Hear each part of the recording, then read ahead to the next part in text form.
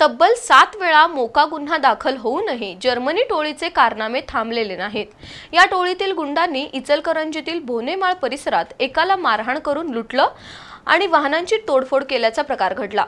दरम्यान हल्लेखोरांपैकी दोघांना जमावानं चोप देत पोलिसांच्या स्वाधीन केलं। या प्रकरणी 5 जणांविरोधात शिवाजीनगर पोलीस ठाण्यात गुन्हा दाखल झाला असून चौघांना अटक केली आहे। तर रात्री उशिरा श्री लोखंडे या 5व्या हल्लेखोराला पोलिसांनी जेरबंद केलं। इचलकरंजीतील महादेव साळी यांची प्रिंटिंग प्रेस आहे। ते प्रेसमधील स्टेशनरीची डिलिव्हरी देण्यासाठी दुचाकीवरून चालले होते। ते सरस्वती हायस्कूल जवळ पोहोचले असता अक्षय बेळगावे, रोहित मांडे, आशादुल्ला जमादार, अक्षय घोडके यासह 5 जणांनी साळी यांना रस्त्यात अडवून शिवीगाळ करत मारहाण केली। तसंच खिशातील 2700 रुपये जबरदस्तीनं काढून घेतले।